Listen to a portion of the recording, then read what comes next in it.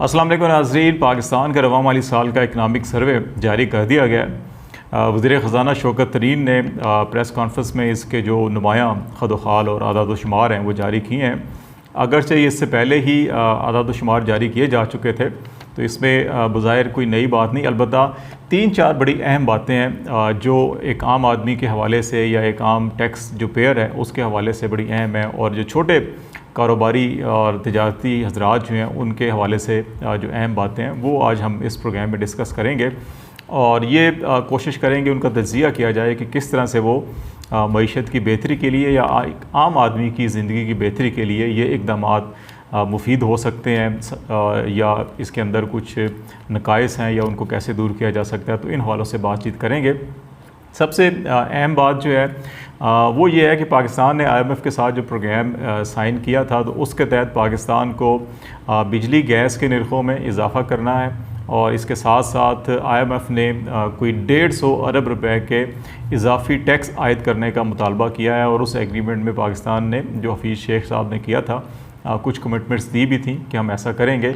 लेकिन अभी शौकत तरीन साहब ने जो प्रेस कॉन्फ्रेंस की है उसमें ये कहा है कि IMF के साथ जो ये बातें तय हुई थी कि हम 150 अरब रुपए के इनकम टैक्स की वैल्यू में इजाफा करेंगे और सैलरीड क्लास के स्लैब्स के अंदर कोई तब्दीली आएगी या कोई नए टैक्स आयद होंगे, तो ऐसा हरगिज़ नहीं किया जाएगा इस बजट में। और आवाम के ऊपर और बिलखसूस जो तनख्वाहदार तबका है, सैलरीड क्लास है, जो पहले ही सालाना कोई 313 अरब रुपए के टैक्स अदा करते हैं, उनके ऊपर मज़ीद 150 अरब रुपए का बोझ नहीं डाला जाएगा। एक तो ये अहम बात है और खुशाइंद बात है कि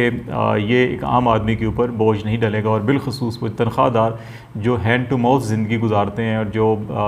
हालात हैं मौजूदा इस वक्त कोरोना की वजह से भी जो बिज़नेसेस हैं वो इतने जो छोटे पैमाने पर हैं वो इतने तेज़ नहीं हैं। इसके अलावा जो सैलरीज़ के अंदर भी लोगों की पिछली 1-2 सालों के अंदर जो सरकारी मुलाजिम थे उनकी तनख्वाहों में भी इजाफ़ा नहीं हुआ था, इस साल इजाफ़ा किया जा रहा है, तो ये उनको एक रिलीफ़ होगा और उनके लिए अच्छी खबर होगी। दूसरा मामला जो है वो SME सेक्टर का है, जो छोटी इंडस्ट्रीज़ और कारोबार हैं। स्टेट बैंक ऑफ पाकिस्तान की रिपोर्ट के मुताबिक जो प्राइवेट लोन थे, जो कर्ज़े दिए गए थे, वो इस साल पिछले साल की निस्बत आलमोस्ट डबल थे।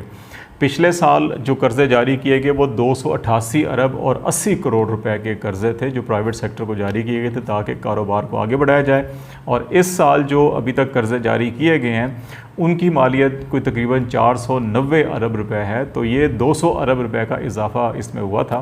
तो अब ये हुकूमत ने ये फ़ैसला किया है कि अब जब नेक्स्ट ईयर जो कर्ज़े जारी किए जाएंगे उसमें अब बड़ी इंडस्ट्रीज़ को तो कर्ज़ा दिया जाएगा, जो बड़े बिज़नेसमैन हैं उनको कर्ज़े दिए जाएंगे, लेकिन जो ज़्यादा फोकस होगा वो जो दरमियाने दर्जे की सनतें हैं या जो कॉटेज इंडस्ट्री है जो तकरीबन पाकिस्तान में ना होने के बराबर है या ख़त्म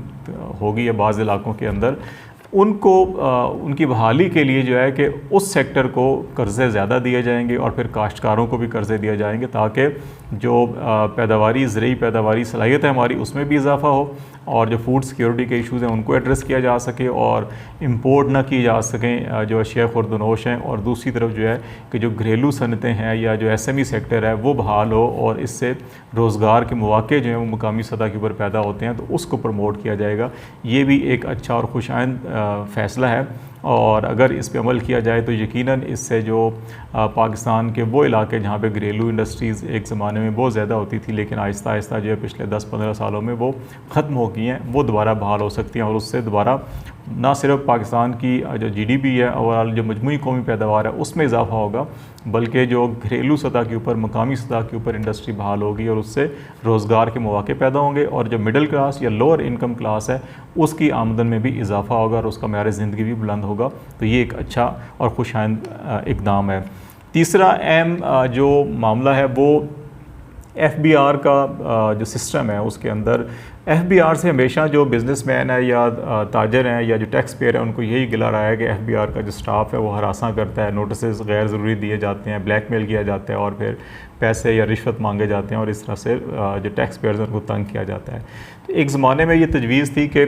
कम से कम जो है कि ह्यूमन जो इन्वॉल्वमेंट है वो कम से कम की जाए, इसको सेल्फ असेसमेंट पे लेके आया जाए इस तमाम सिस्टम को, और 5% जो है रेंडमली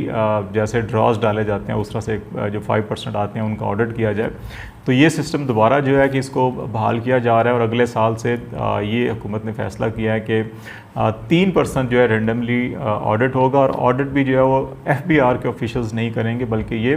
थर्ड पार्टी ऑडिट होगा। बाहर से जो ऑडिटर्स होंगे प्राइवेट, उनकी खिदमत हासिल की जाएंगी और वो ऑडिट करेंगे। और इस तरह से जो सेल्फ़ असेसमेंट है, ख़ुद जो लोग अपनी टैक्स रिटर्न जमा करवाते हैं उसी को तस्लीम किया जाएगा, और ताकि इससे हौसला अफजाई हो, लोग ज़्यादा से ज़्यादा टैक्स नेट के अंदर आएँ। दूसरी बात यह है कि हुकूमत ने यह भी फ़ैसला किया है कि जो विलफुल डिफ़ाल्टर हैं, जो माली हैसियत जिनकी ऐसी है कि वो टैक्स अदा करें, इनकम टैक्स अदा करें, और अगर वो इसके बावजूद वो